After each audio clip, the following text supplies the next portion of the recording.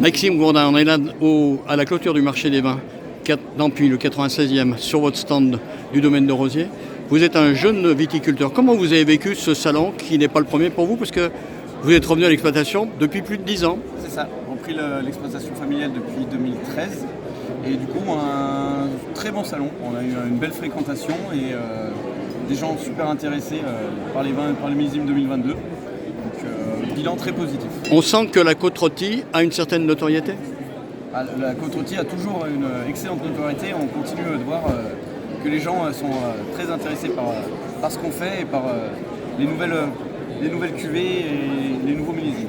Alors vous faites partie de cette génération, je crois que vous me disiez à peu près une trentaine, sur une centaine de viticulteurs ici, sur l'appellation côte rôtie.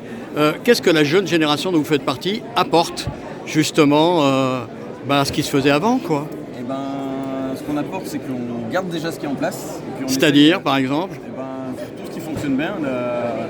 La réussite de l'appellation, elle est là parce que ceux qui étaient là avant nous ont bien travaillé, donc on garde tout ce qu'ils ont bien fait et on essaye d'apporter des idées nouvelles, aussi bien au niveau culturel qu'au niveau vinification, apporter nos petites touches, mais sans dénaturer ce qui est déjà fait par avant. Alors au niveau de la culture, ça veut dire quoi? On taille pas au même moment? Qu'est-ce qu'on fait? Bon, ça reste toujours la taille, ça jusqu'en mars. Jusqu'en mars, ouais, exactement. Mais après, ça va être au niveau travaux des sols, ça va être préservation des sols. Par exemple, sur le domaine, on est passé on a la certification bio depuis cette année. Donc c'est beaucoup plus de travail, mais c'est des challenges aussi qu'on essaie de se lancer pour faire évoluer tout ça. Pour vous, c'est important justement de préserver la terre. Est-ce qu'elle donne à la vigne? C'est notre outil de travail. Je pense que tout agriculteur ou tout viticulteur a la même vision. On ne va pas abîmer notre outil de travail, au contraire, on va essayer de le préserver au maximum. Oui, mais il y a quand même quelques années, ici même en Puy, on le sait, on pratiquait les produits phyto, on aspergeait par drone. Alors par drone, non, par hélico.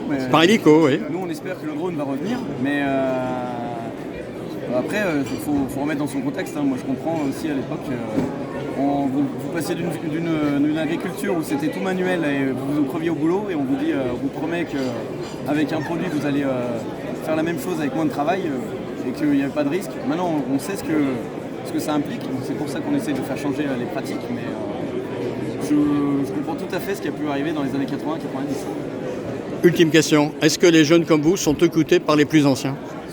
Sont écoutés par les plus anciens? Ils sont écoutés. On essaye d'écouter, mais on les écoute aussi. Oui, c'est ça.